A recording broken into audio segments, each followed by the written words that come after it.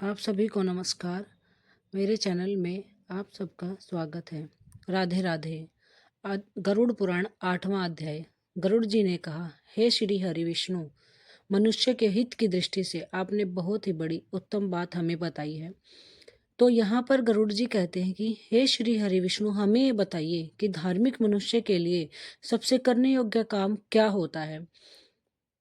और आप मुझे बताइए कि जब कोई भी पुण्यात्मा व्यक्ति वृद्धावस्था को प्राप्त होता है और अपने शरीर को अनेक प्रकार की बीमारियों और ग्रह की प्रतिकूलता को देकर प्राणवायु के नाद के न सुनाई पड़ने पर अपने मरण समय को जानकर निर्भय हो जाए, मतलब उसे किसी भी चीज का डर न सताए, आलस्य को त्याग दे और जाने अनजाने किए हुए अपने पापों के विनाश के लिए प्रायश्चित करे, तब आतुर काल उपस्थित हो जाए तो स्नान करके शालग्राम स्वरूप भगवान विष्णु की पूजा कराए।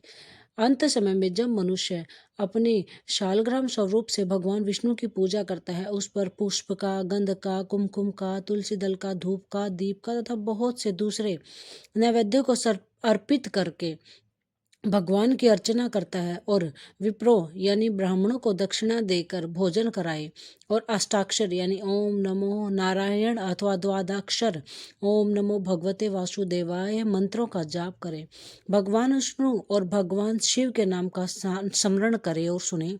भगवान का नाम कानों से सुनाई पड़ने पर वह मनुष्य के पाप को नष्ट करता है। यानी अगर मनुष्य केवल भगवान का ही नाम ले लेता है या फिर ओम नमो नारायण और ओम नमो भगवते वासुदेवाय मंत्र का जाप करता है, तो अंत समय में उसके सारे पाप नष्ट हो जाते हैं। रोगी मनुष्य के पास जाकर बांधवों को शोक नहीं करना चाहिए, बल्कि उसके पास जाकर बार बार बांधवों को भगवान का नाम स्मरण करना चाहिए। जो भी विद्वान व्यक्ति होता है उसको मत्स्य, कूर्म, वराह, नरसिंह, वामन, परशुराम, राम, कृष्ण, बुद्ध और कल्कि, ये भगवान के 10 अवतार बताए गए हैं। इन 10 नामों का हमेशा सदा ही कीर्तन और स्मरण करते रहना चाहिए। जो व्यक्ति किसी रोगी मनुष्य के पास जाकर भगवान श्री हरि विष्णु के नामों का संकीर्तन करते हैं, उनके नामों को बोलते हैं, वे ही उनके सच्चे बांधव कहलाते हैं। कृष्ण, केवल यह नाम अगर आप अपनी वाणी से बोलते हो तो मनुष्य के महापातक जो भी बुरे बुरे उसने पाप किए होते हैं वो तत्काल ही भस्म हो जाते हैं। कृष्ण नाम में इतनी ज्यादा शक्ति है। मरणासन अवस्था में अपने पुत्र के कहने से नारायण नाम लेकर अजामिल भी भगवत धाम को प्राप्त हो गया था। इसलिए जो भी मनुष्य श्रद्धा पूर्वक भगवान के नाम का उच्चारण करते हैं, उनके विषय में तो क्या ही कहना।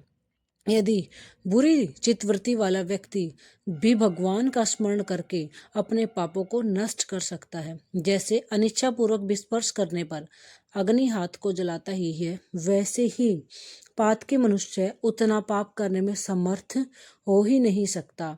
इसलिए मनुष्य को हमेशा भगवान का नाम स्मरण करते रहना चाहिए।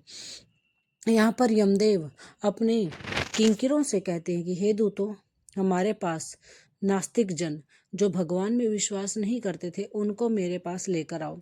भगवान का नाम स्मरण करने वाले मनुष्यों को मेरे पास मत लाया करो, क्योंकि मैं स्वयं, यम जी यहाँ पर कह रहे हैं कि मैं स्वयं अच्युत, केशव, राम, नारायण, कृष्ण, दामोदर, वासुदेव, हरि, श्रीधर, माधव, गोपिका वल्लभ, जानकी नायक, रामचंद्र जी का भजन करता हूँ। इसलिए हे दूतों, जो व्यक्ति कमलनयन, हे वसुदेव, हे विष्णु, हे धरणीधर, हे अच्युत, हे शंख चक्र पाणी, आप मेरे शरणदाता हो, ऐसा जो भी मनुष्य कहते हैं, उन निष्पाप मनुष्यों को तो मुझसे दूर ही छोड़ देना। हे दूतों, जो मनुष्य भगवान का निरंतर जप करते रहते हैं, भगवान का निरंतर जाप करते रहते हैं, उन सत्पुरुषों को आप मेरे पास लेकर मत आया करो। जिन मनुष्यों की जीवा यानी जीभ हमेशा भगवान के गुण और उनके नाम का कीर्तन बिल्कुल नहीं करती है, जो अपने मन में भगवान के चरणारविंदों का बिल्कुल स्मरण ही नहीं करते हैं, एक बार भी भगवान को प्रणाम नहीं करते हैं, ऐसे विष्णु के आराधना उपासना आदि कृत्यों से रहित असत्पुरुषों को मेरे पास ले आओ। इसलिए हे पक्षींद्र यानी हे गरुड़ जी, जगत में मंगल स्वरूप जो भी मनुष्य अपने पापों को कष्ट करना चाहता है, अपने पापों को नष्ट करना चाहता है, उनको नष्ट करने का केवल एक ही उपाय है, भगवान के नाम का स्मरण करना। नारायण से प्रांगमुख यानी भगवान नारायण का नाम न लेने वाले व्यक्ति, उनसे दूर रहने वाले व्यक्तियों द्वारा प्रायश्चित चरण भी दुर्बुद्धि प्राणी को उसी प्रकार पवित्र नहीं कर सकते जैसे मदिरा से भरे घट को गंगा जी। क्योंकि कोई भी घड़ा अगर मदिरा से भरा हुआ तो उसको गंगा जी कभी भी पवित्र नहीं कर सकती, नदियां भी पवित्र नहीं कर सकती। केवल भगवान कृष्ण के नाम स्मरण से पाप नष्ट हो जाने के कारण जीव नरक को नहीं देखते हैं। स्वप्न में उन्हें कभी भी यम की यातना को और यमदूतों को नहीं देखना पड़ता है। केवल भगवान के नाम में ही इतनी ताकत निहित है।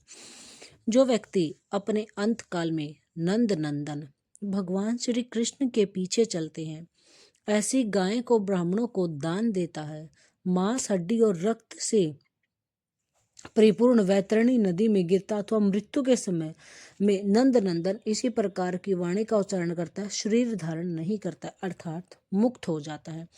जो मनुष्य अपने अंत काल में भगवान श्री कृष्ण का ध्यान करते हैं, कभी पापाचरण भी नहीं करते हैं, वो हमेशा जीवन मरण के चक्र से मुक्त हो जाते हैं। अतः मनुष्य को पाप के समूह को नष्ट करने वाले श्री भगवान महाविष्णु के नाम का स्मरण सदैव करना चाहिए, अथवा उनका गीत गान अथवा भगवान विष्णु के सहस्त्र नाम का पाठ अथवा स्मरण करना चाहिए। एकादशी का व्रत, गीता, गंगा जल, तुलसी दल, भगवान विष्णु का चरणामृत और नाम, ये हमें मृत्यु के समय में मुक्ति देने वाले होते हैं। इसके बाद घृत और सुवर्ण सहित अन्नदान का संकल्प कर ले। जो मनुष्य अपने अंत काल में थोड़ा सा भी दान देता है तो उसका पुत्र उसका अनुमोदन करता है और वह दान अक्षय होता है। सत्पुत्र को चाहिए कि अंत काल में सभी प्रकार के दान उसे अपने पिता के द्वारा दिलाने चाहिए। भूमि पर स्थित आधी आंखें मूंदे हुए पिता को देखकर पुत्रों को उनके द्वारा पूर्व संचित धन के विषय में तृष्णा मतलब लालच नहीं करना चाहिए। हमेशा जो सत्पुत्र होता है, जब तक उसका पिता जीवित हो तब तक और फिर मृत्यु के बाद भी शरीर से भी परलोक के मार्ग में वह दुख नहीं प्राप्त करता है। जो सत्पुत्र हमेशा अपने पिता के बारे में सोचता है। आतुर काल और ग्रहण काल, आतुर काल और ग्रहण काल में जो दान दिए जाते हैं ना, उनका बहुत ही ज्यादा विशेष महत्व होता है। इसलिए तिल आदि अष्ट दान अवश्य देने चाहिए। किस किस चीज का दान देना चाहिए? तिल, लोहा, सोना, कपास, नमक, सप्तधान्य यानी धान, जौ, गेहूं, उड़द, काकुन, कंगुनी और चना, ये सप्तधान्य कहे जाते हैं। भूमि और गाय, इनमें से एक एक का दान भी पवित्र करने वाला होता है। यह अष्ट महादान महापातकों का नाश करने वाला है। असुर, दानव और दैत्य तिल दान से तृप्त होते हैं। श्वेत, कृष्ण तथा कपिल भूरे वर्ण के तिल का दान वाणी, मन और शरीर के द्वारा किए गए त्रिविध पापों को नष्ट कर देता है। लोहे का दान भूमि में हाथ रखकर देना चाहिए। ऐसा करने से वह जीव यम सीमा को प्राप्त नहीं होता है और यम मार्ग में नहीं जाता है। पाप कम करने वाले व्यक्तियों का निग्रह करने के लिए यम के हाथ में कुल्हाड़ी, मूसल, दंड, तलवार, छुरी शस्त्र के रूप में रहते हैं। इसलिए यमलोक में सुख देने वाले लोहदान को करना चाहिए। उरण, शामसूत्र, शंडामर्क, उटुंबर, शेषंबल नामक यम के महादूत लोहदान से सुख प्रदान करने वाले होते हैं। परम गोपनीय दानों में उत्तम दान को सुनो, जिसके देने से भूलोक, स्वर्ग लोक के निवासी अथवा मनुष्य, भूत प्रेत, देवगण सभी संतुष्ट होते हैं।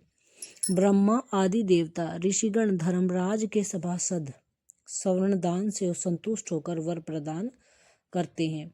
हे तात, स्वर्ण का दान यानी सोने का दान देने से यम लोक को जीव नहीं जाता और उसे स्वर्ग की प्राप्ति होती है।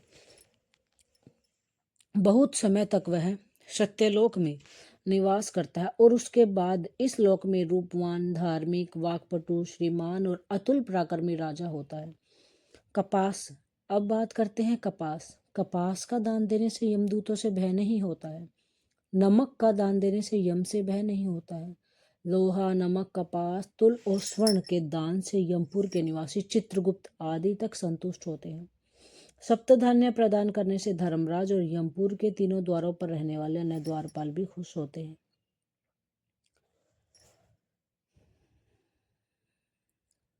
हे गरुड़, अन्य दानों का फल अल्प होता है, किंतु पृथ्वी दान का पुण्य दिन प्रतिदिन बढ़ता जाता है। भूमि का स्वामी होकर जो भी ब्राह्मण को भूमि नहीं देता, वह जन्मांतर में किसी ग्राम में कुटिया तक भी प्राप्त नहीं करता, और जन्म जन्मांतर में अर्थात प्रत्येक जन्म में वह गरीब होता है। भूमि का स्वामी होने के अभिमान में जो भूमि का दान नहीं करता, वह तब तक नरक में निवास करता है जब तक शेष नाग पृथ्वी को धारण करते हैं। इसलिए भूमि के स्वामी को भूमि दान अवश्य करना चाहिए। दूसरे व्यक्तियों के लिए भूमि दान के स्थान पर मैंने गोदान का विधान बताया है। इसके बाद ऋण धेनु देकर मोक्ष धेनु का दान करना चाहिए। बाल्यावस्था में, कुमारावस्था में, युवावस्था में, वृद्धावस्था में अथवा दूसरे जन्म में, रात में, प्रातःकाल, मध्याह्न, अपराह्न और दोनों संध्या कालों में शरीर, मन और वाणी से जो पाप किए गए हैं, वे सभी पाप तपस्या और सदाचार से युक्त वेदविद ब्राह्मणों को दान सहित सामग्री और दूध देने वाली कपिला गौ के एक बार दान देने से नष्ट हो जाते हैं। सत्पात्र में दिया गया दान लक्ष्य गुणा होता है। उस दान से दाता को अनंत फल की प्राप्ति होती है। इसलिए अपने कल्याण की इच्छा करने वाले विद्वान व्यक्ति को अपात्र का दान नहीं देना चाहिए, बल्कि सुपात्र का दान देना चाहिए। एक गाय एक ही ब्राह्मण को देनी चाहिए। बहुत ब्राह्मणों को एक गाय कदापि नहीं देनी चाहिए। वह गौ यदि बेची या बांटी गई तो 7 पीढ़ी तक के पुरुषों को जला देती है। इसलिए हे खगेश्वर, मैंने तुम्हें पहले वैतरणी नदी के विषय में कहा था, उसे पार करने के उपाय भूत गोदान के विषय में मैं तुमसे कहता हूँ। काले अथवा लाल रंग की गाय को सोने के सींग, चांदी के खुर और कांसे के पात्र की दोहनी के सहित 2 काले रंग के वस्त्रों से आच्छादित करें। उसके कंठ में घंटा बांधे। तब कपास के ऊपर वस्त्र सहित ताम्र पत्र को स्थापित करके वहां लोह दंड सहित सोने की यह मूर्ति भी स्थापित करें, और कांसे के पात्र में घी रखकर यह सब ताम्र पत्र के ऊपर रखें। ईख की नींव बनाकर उसे रेशमी सूत्र में बांधकर भूमि पर गड्ढा खोदे एवं उसमें जल भरकर ईख की नाव में उसमें डालें। उसके समीप सूर्य की देह से उत्पन्न हुई धेनु को खड़ी करके शास्त्रीय विधि विधान के अनुसार उसके दान का संकल्प करें। ब्राह्मणों को अलंकार और वस्त्र का दान दे तथा गंध, पुष्प, अक्षत आदि से विधान पूर्वक गाय की पूजा करें। गाय की पूंछ को पकड़कर ईख की नाव पर पैर रखकर ब्राह्मण को आगे करके इस मंत्र को पढ़ें। हे जगन्नाथ, हे शरणागत वत्सल, भव सागर में डूबे हुए शोक संताप की लहरों से दुख प्राप्त करते हुए जनों के आप ही रक्षक हैं। हे ब्राह्मण श्रेष्ठ, विष्णु रूप भूमिदेव, आप मेरा उद्धार कीजिए। मैंने दक्षिणा के सहित यह वैतरणी रूपिणी गाय आपको दी है। आपको मेरा नमस्कार है। मैं महाभयावह यम मार्ग में 100 योजन विस्तार वाली उस वैतरणी नदी को पार करने की इच्छा से आपको इस वैतरणी गाय का दान देता हूँ। आपको मेरा नमस्कार है। इस प्रकार मंत्रों से भली भांति प्रार्थना करके हाथ जोड़कर गाय और यम की प्रदक्षिणा करके सब कुछ ब्राह्मणों को प्रदान करें। इस विधान से श्री हरि विष्णु जी यहाँ पर बताते हैं कि इस विधान से जो भी वैतरणी धेनु का दान करता है, वह धर्म मार्ग से धर्मराज की सभा में जाता है। शरीर की स्वस्थावस्था में ही वैतरणी विषय का व्रत का आचरण कर लेना चाहिए, और वैतरणी पार करने की इच्छा से विद्वान को वैतरणी गाय का दान कर देना चाहिए। जब कभी भी श्रद्धा उत्पन्न हो जाए और जब भी दान के लिए सुपात्र प्राप्त हो जाए, वही समय दान देने के लिए सबसे अच्छा समय होता है। अपने ही हाथ से अपने कल्याण के लिए दिया गया अल्प वित्त वाला वह दान भी आपको अक्षय प्राप्त करता है, और उसका फल भी आपको तत्काल ही प्राप्त हो जाता है। धर्म को न जानने के कारण व्यक्ति संसार में दुख पूर्वक जन्म लेता है और मरता है। केवल धर्म के सेवन से ही मनुष्य जीवन की सफलता है। धन, पुत्र, पत्नी, बंधव और यह शरीर भी सब कुछ अनित्य है। इसलिए धर्म का आचरण करता रहिए और सदैव श्री हरि विष्णु और अपने आराध्य देव की पूजा अर्चना और उनका नाम हमेशा जपते रहना चाहिए। शरीर से आग जलता है, लेकिन क्या किया हुआ कर्म तो हमेशा साथ में रहता है। प्राणी जो कुछ पाप अथवा पुण्य करता है उसका सर्वत्र भोग प्राप्त करता है। इस दुखपूर्ण संसार सागर में कोई भी किसी का बंधु नहीं है। सभी अपने कर्म संबंध से संसार में आकर फल भोग से कर्म का क्षय होने पर पुनः चले जाते और मृत्यु को प्राप्त हो जाते। पूर्व जन्मों में जो भी हम दान पुण्य करते हैं उसका सारा प्राप्त दान धर्म के लिए कर देना चाहिए। इसमें बिल्कुल भी कोई भी कोताही नहीं बरतनी चाहिए। दान देने वाला उपद्रवग्रस्त नहीं होता, उसे नरक यातना नहीं सहनी पड़ती और मृत्यु काल में उसे यमदूतों का भी कोई भय नहीं होता है। जय श्री हरि विष्णु, जय श्री हरि विष्णु, जय श्री हरि विष्णु। ओम नमो भगवते वासुदेवाय नमः। आतुर काल में आतुर के उद्देश्य से जो पुत्र पौत्र सहोदर भाई सुहृदजन दान नहीं देते वे ब्रह्म हत्यारे माने जाते हैं। इसमें कोई भी संशय नहीं है। इसलिए हमें हमेशा अपने भगवान का नाम जप करते रहना चाहिए।